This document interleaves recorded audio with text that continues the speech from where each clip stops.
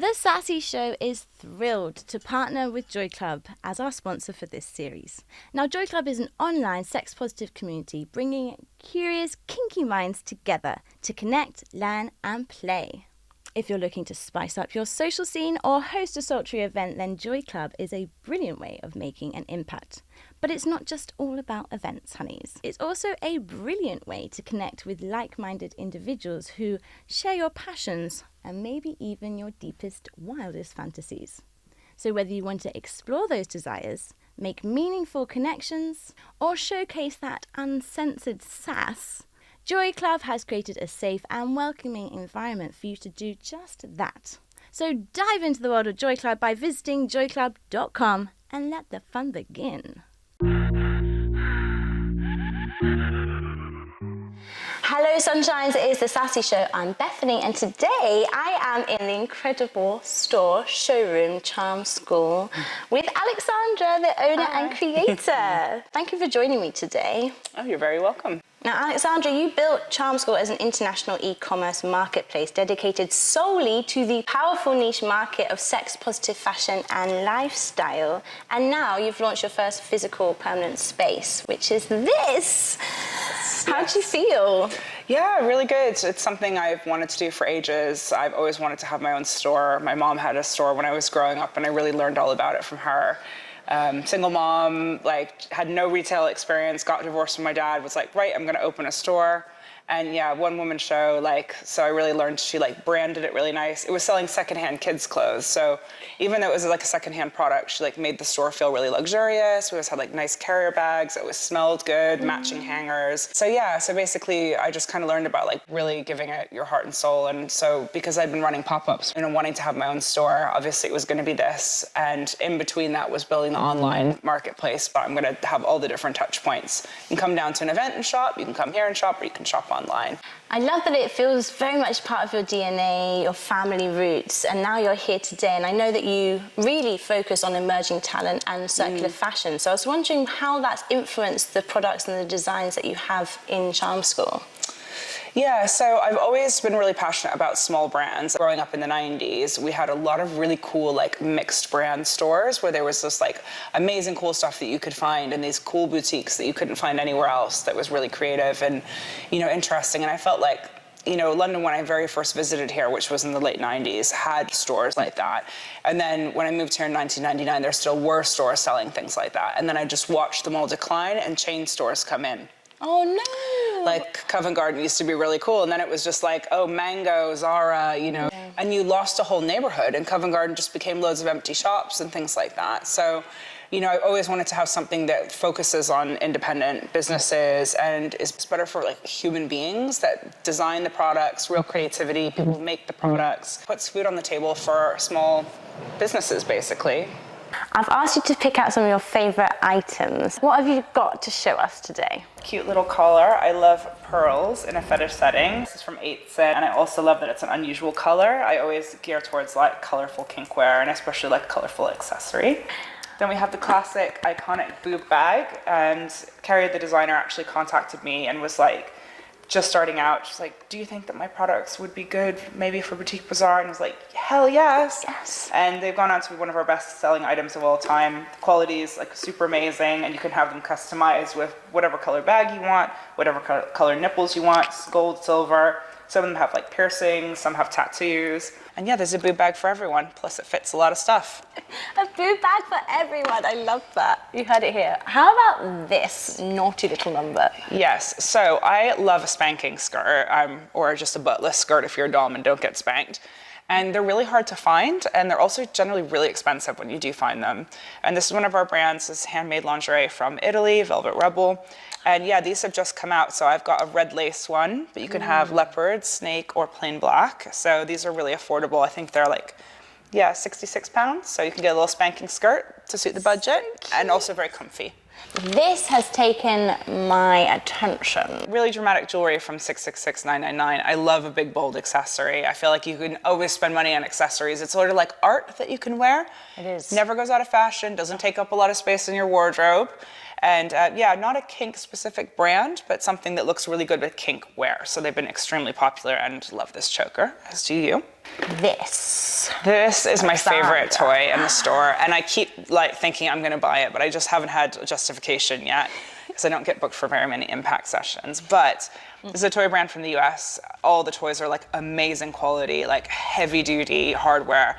Online they look kind of small, but in real life they're all weighty, incredible quality materials. So yeah, so one day this will be mine, but for now I just like to admire it. It's so gorgeous. Right. House of SXN. So, I mean, who doesn't love a fabulous hat? And I don't feel like there's many fabulous hats in fetish wear. So true, actually. I know, right? Yeah, the headdresses, but not like hats. So we had one like this, it was black, but this one's actually a heart because it came for Valentine's Day. And these are from our New York leather brand, Love Lauren Lingerie. And yeah, everybody wants to try it on, and it does actually really suit everybody. So just think on the beach, cocktail, floppy hat, latex bikini. Oh wow, I can see it, honey. So she's a good one. And this final piece. So this is from Lucine, who's our corset maker, and this actually just arrived. Ooh. This is a special custom-made one for me. So it's got the neon pink on the inside.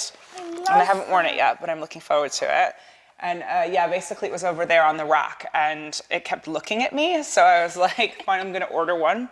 But I say it's lickably shiny. Oof. But we've sold loads of these since we opened because they all fit incredible. Like this is a piece that you can wear it with like a tailored suit or like a pencil skirt, you know, as well as your kink wear. Yeah, exactly. It looks really good layered over dresses. So these are investment pieces, but they'll work really hard on your wardrobe. And Lucine is like a proper fashion designer, so all the cuts and materials are like top notch. You mentioned going back to the time that you arrived in London. So I want to know more about your journey. What's taken you to this point right now? God, it's been a windy journey. I have like one of those like people on LinkedIn, they call it like a zigzag career. Always wanted to work in fashion for sure. Grew up in Switzerland, got sent to reform school, all kinds of like crazy things went down. Ooh. Yeah, like you know the Paris Hilton documentary, I went to one of those ones where they came for me in the middle of the night with handcuffs, like it was crazy. Oh my God. But you know, I'm so sorry. No, it's okay, I was just doing my thing, I was having too much fun. Okay. But I like as soon as I came to visit London, I thought it was so creative, so fashiony. Came over for university, basically didn't go to class at all. But what I did was go clubbing and go shopping, had the best time ever, and then I ended up working in events and retail, so I basically gave myself my own university education. Yes. Just maybe like a slightly sideways way of doing it. And then that eventually led me into doing those kind of things for job, my own club night for a long time. Was it a kinky club night? No, but it was when house music was like really booming and like London's nightlife scene was popping off. In the same way that kink is a community, like this club night had a community around it. All the club nights had their own community around them. It wasn't like you just went to see the DJ. It was like you went for the whole experience. You wanted to get involved, and I had dancers, and I used to get to dress them up, and so that really like pushed my fashion boundaries because I wanted them to look really epic because at the time it was all about like having club photographers take pictures and those photos getting out, and that's how you kind of like went viral back in the day. So yeah, so I kind of learned about like all these different ways of marketing and, you know, how to build a community around something. So I think all of that stuff did eventually filter into what I do now. Which I suppose leads us to talking about Boutique Bazaar, because I feel like that was the birthplace of you bringing all these people together in pop-up forms that go international, can I just say? Yeah. So that has a really weird story as well. So basically, I had to go back to the US for 2 years, and then I came back, and that was like 2013, and I was like, I don't know what to do for a job, and I'd been working in nightlife in New York. I was designing all the costumes for the dancers in Pasha, but I just couldn't find like anything cool like that. So I was like, okay, I'm gonna be a personal assistant. When they called me, I was like, declined the interview because I was like, there's no way I can go from like being a fake personal assistant to my DJ like boyfriend, which is what I said I did, to like working at Microsoft. But they're like, no, we really want to meet with you. And I ended up getting a job, which was like 3 times more money than I had ever earned from anything, but had nothing to do. So I was like really like yearning for something creative. And at the time, pop-ups were kind of a new concept. They just sort of like become a thing. And at the time, that was also like we spoke about earlier, like when a lot of shops were starting to close down because they changed the business rate system. So yeah, a lot of the cool boutiques were starting to close down because the rents and the rates had just made it untenable. And I kind of felt like I wanted to create the place that I wanted to shop. So I started out with a pop-up with 15 sellers, which was just vintage and independent designers. Okay. Because I'd also been having clothing swap parties in my house. A swap party, that's like my dream. I'd love the sound of that. Yeah, so we were having clothing swap parties in the house, and they started to outgrow the house. And people were like, can I come and sell my hats and this? And there was like a limited amount of people I wanted at my house. So between pop-ups becoming a thing and wanting to create a place that I could shop because all the cool stores that I knew were closing down, took a venue, got 15 sellers. Some were people who were doing clothing swap stuff from my parties. And then I just like went on Etsy and like looked for sellers that were based in London. Got them all in, got DJs, cocktails, had a really long like lead time to promote it. And it was really successful and it was really fun and people loved like interacting with each other. Being a small maker can be really lonely. So a lot of the sellers love to get out from behind their sewing machine, get in customers and also around other sellers as well. So just the like community thing there happened pretty much instantly. And I had just sort of like really got into the Torture Garden scene and I loved the extravagant fashion that went around with it. And I thought, well, there's no like hub where you can buy all that stuff in one place. So I approached Torture Garden and asked if they wanted to do an event with me and Boutique Bazaar was born. So that was really your segue into this more sex positive world. Yes. And I'm very grateful that you're here because I'm seeing items that I have seen at Torture Gardens on beautiful humans. I'm wondering how, even in that 10-year period, you've seen the conversation and people's approach to kink and fetish wear change. Yeah, I mean, so much. So a lot of it has to do with like economics and stuff. You know, like when I first started doing this, there was a lot of spending power and people were wearing really extravagant outfits to go out. And Torture Garden kind of was the only game in town back then. There was another party called Rubber Cult, which was also quite cool, but closed pretty shortly. But people really like went to town with like a theme and they spent a lot of money on their outfits. We catered to that for a long time. But then, you know, times change and new parties popped up who had like a more minimalistic aesthetic. A younger generation came in who maybe had like a different sort of way of looking at money. Like the people started wanting to buy things that were a little bit cheaper and have more like, let's spend money on going out and having experiences rather than on outfits. Whereas the people that we'd been catering to just wanted to have amazing outfits. And that was sort of the way that they spent their money. So, you know, so it kind of affected like the brands that we would have involved with the event. You know, it used to be like really extravagant, like things with loads of like fuss, and now people want like a more sleek, minimal kind of silhouette.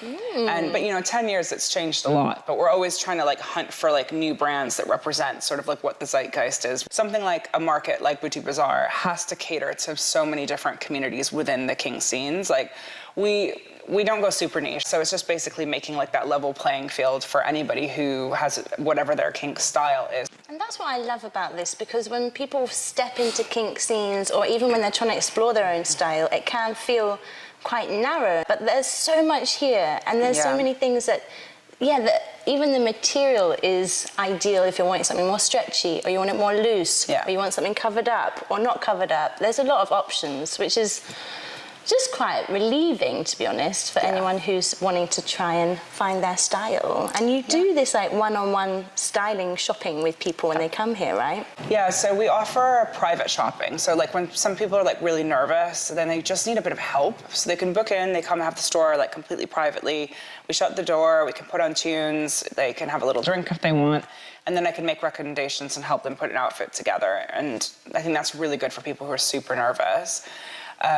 We also do like personal shopping when customers are in store. You know, we walk around, we point things out. We have a lot of customers that end up buying things that they didn't come in for because we're actually able to like point things out and be like, this would actually look really good on you. And I think it's really important to not feel like all kink outfits have to be tiny. Like I don't wear like really skimpy outfits. Like you're not gonna find me in a bikini in the club.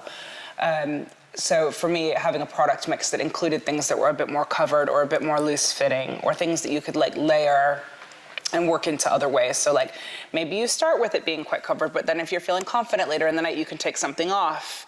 to just give people those options and recognize that not everybody does kink fashion in the same way. They think that it has to be tiny and it has to be expensive and it has to be like or latex isn't for my body type if they're a bit curvier. And it's like, there's just so many things like in between, but I think it can be a bit overwhelming. Well, so special. And I can see how you've brought all those years of styling those dancers into something like this, but it's like, yeah, it's just a relief sometimes to have someone sit you down and be like, this is what you're going to look great in. I'm going to help you feel fabulous. And that's just a pressure off their minds. Yeah, and that's what I've worked in retail a lot. I worked in Selfridges and I worked in Whistles and Christian Louboutin, some high-end places. So you kind of get a sense for customer service, like waiting for the customer to come out of the fitting room and like you can immediately tell how they feel in the outfit. So like leading with that. So like you can tell if they're really feeling it, then you can lean into that. If they're a bit unsure, then you can either gauge, does it actually look good on them? And I'm going to just give them a bit of confidence and a bit of coaching through why it looks good.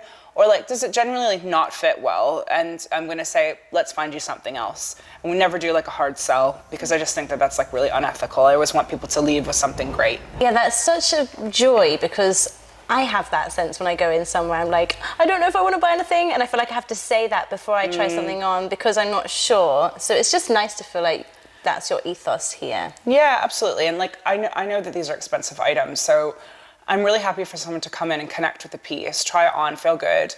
It's great for us if they want to have a selfie and share us online. That, you know, that really helps us out.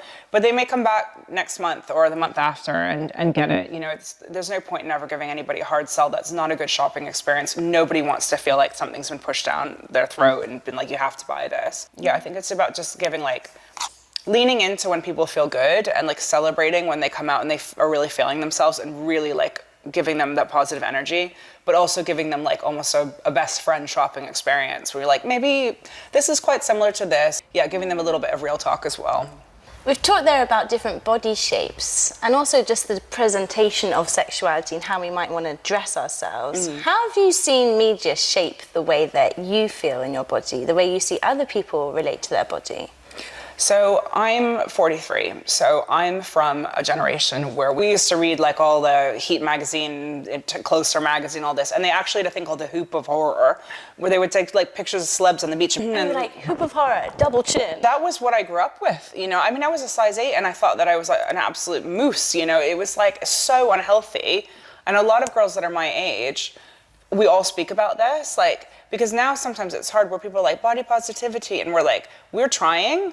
And sometimes it's quite hard for us because we didn't grow up with being able to just, you know, be who you are and be comfortable in your own skin. So, you know, I think like from my generation, like we are trying. And actually, in a way, social media is really good because you can choose to look at unrealistic beauty standards. You can also choose to look at people who are celebrating themselves just the way they are. And that has actually really been a positive like impact, especially as I've been getting older and I'm like, oh, I'm like a bit wrinkly or this and that.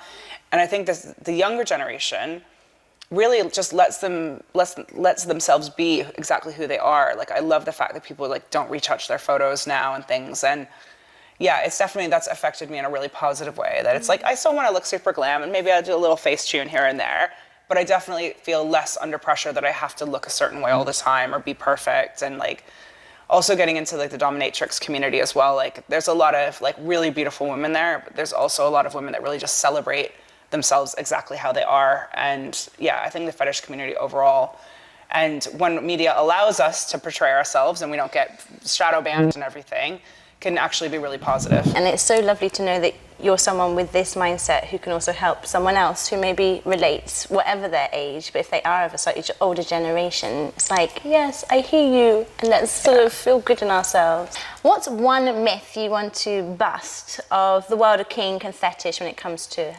outfits?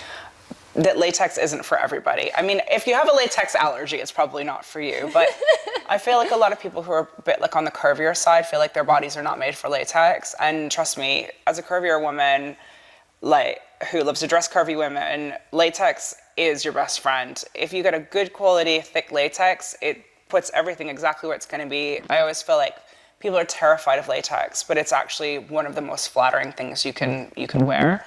As long as you get it from a good brand. And I'm not saying it has to be expensive, but it has to be a good quality latex. Like I think that it's just about finding a shape that like fits you and buying a good quality, because thin latex is what doesn't look flattering. it wrinkles and it lumps and bumps and it pulls in weird places. But if you get a good proper piece, and it comes in so many different cuts and things now. Don't like your shoulders, or you got big boobs, or you got small boobs. There's something to really flatter any body. So I always say that, don't ever be scared of latex, but probably just ask a friend who is into it to recommend you and point you in the right direction. That's some good advice right there. From hearing your story, I get this sense that you're someone who just goes for it. You see an idea, you see a possibility, and you just do it. And I think people like you are a necessity, because for people like me who are a bit too scared to start something, I'm wondering how Charmskool has changed your life. Yeah, it's definitely been a process, and it's had a lot of ups and downs, and I went through a really bad patch after starting Charmskool Online. Charmskool Online has definitely been a lot slower growing than I thought it would be. I thought that we had all the sort of puzzle pieces that people had always been asking for an online platform. The sellers are busy on their own platforms, and the pop-ups are busy, but Charmskool Online has been a slow grower. That I went through a really bad kind of self-doubt kind of phase sort of towards the end of last autumn, and I picked up that book, Manifest. I don't know if you've seen the Manifest book. I've seen the cover. Yeah, it gave me a lot of instructions on how to change my way of thinking and just really believe that I could make something like this happen. I've always wanted to have a physical retail space in London. I felt like it would never be possible. And then I just kind of started realigning my thoughts and then thinking of creative ways, getting a railway arch rather than a regular store. So it's really scary. I think the main thing is that always stopping to check in and realizing actually how far you have come. We did a pop-up in New York last year, and 10 years of LBB, and then opening this, and then the added bonus of all of that is the sellers are my friends. They're my babies and my little chickadees.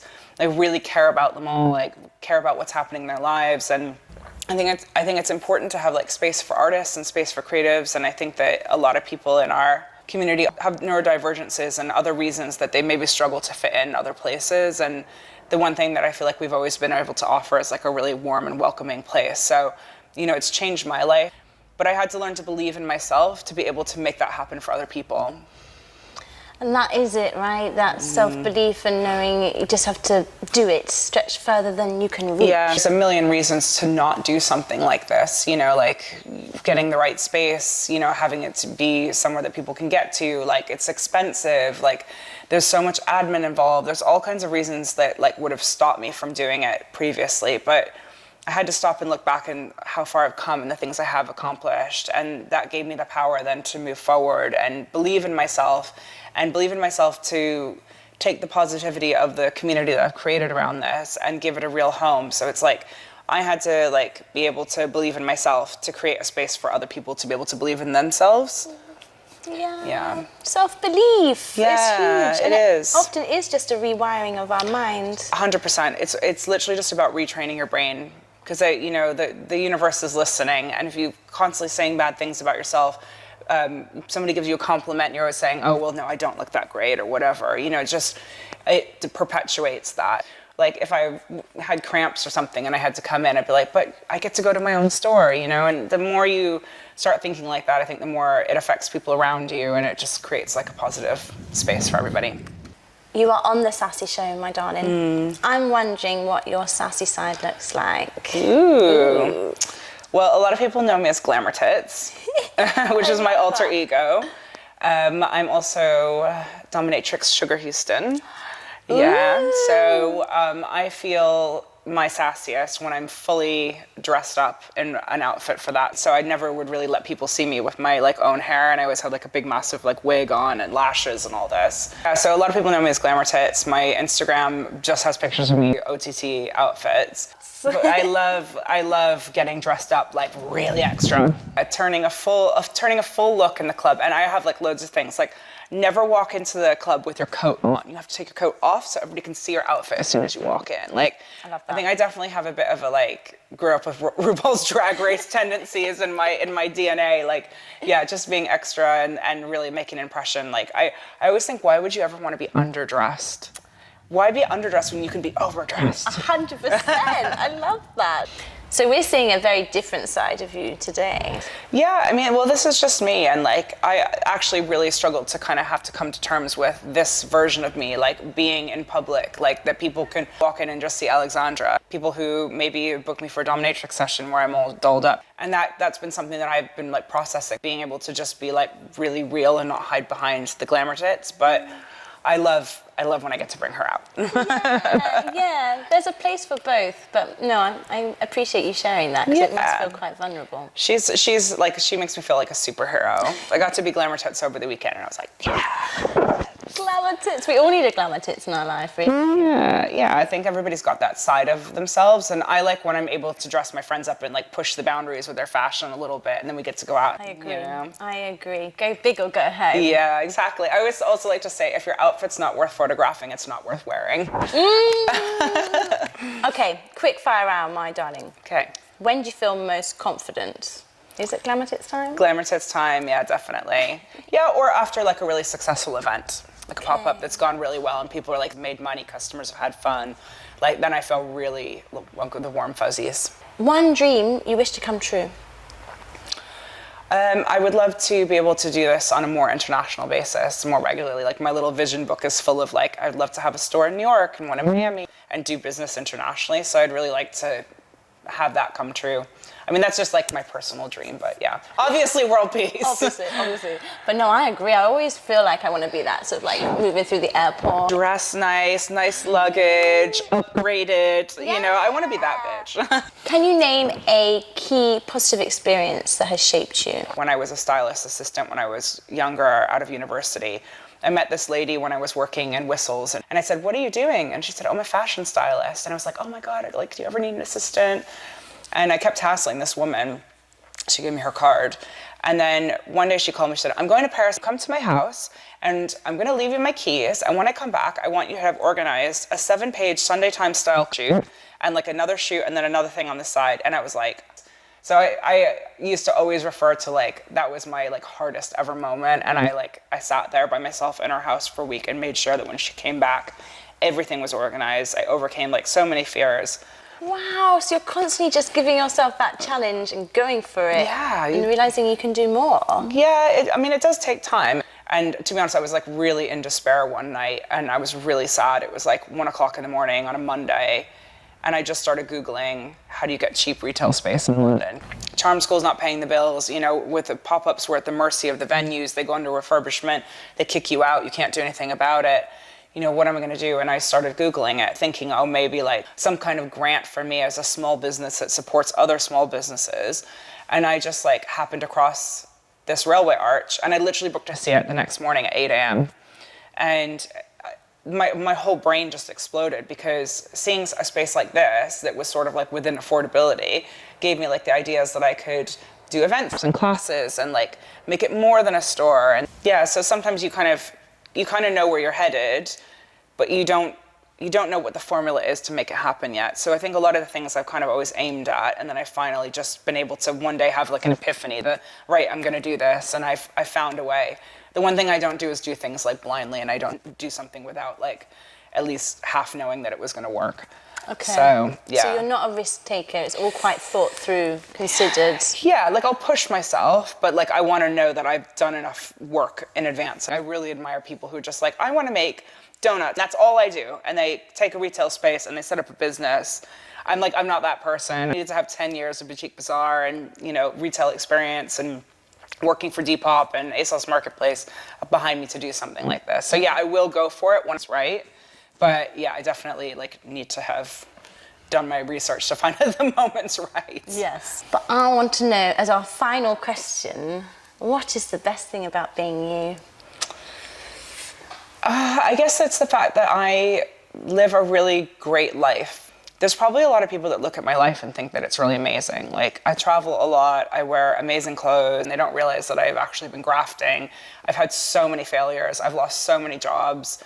You know, I was diagnosed with ADHD and dyscalculia when I was 7 years old. Like, that was in the 80s, before like people even really knew what it was, but it was so bad that, you know, I think like the best thing about being me is just being me. Like, I've created a nice life, and I think you gotta go for the things that you know you deserve and the things that make you happy. Yeah, Thank you for setting that example to us. Good, our yeah. audience. And thank you for being on the show. Oh, my pleasure. Thank you for coming and getting to see my space and our like